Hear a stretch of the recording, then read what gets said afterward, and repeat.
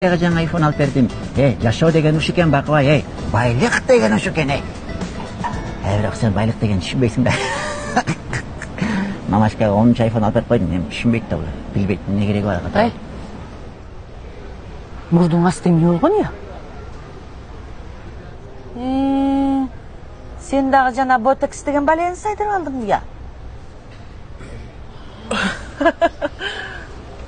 Помнолтос? Аяшка неудобный лотос го?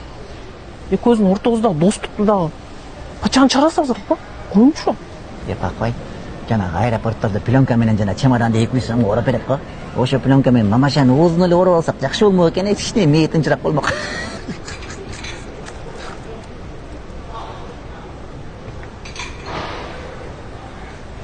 Бирок ар ким өзүнө жарашкан кылганын жакшы да.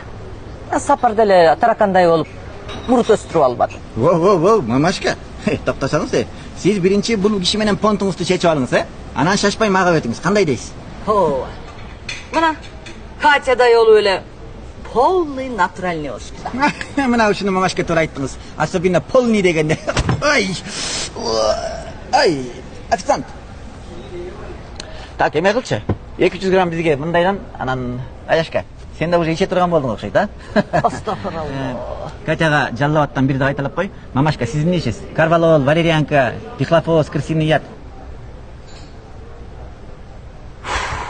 Сен эмне болуп атасың? Эмне дөйдүрүп атасың? Не деп өлтүрөдүң? Дөйдүрүп атасың. Мамашка, сиз коюңузчу. Эмне экөөңөр нападай этип атасыңар, Эмнеге ушу жөн эле суроого жооп берип койбойсуң, а? Тойгуздун эсеби, шишигиң толуп калганбы?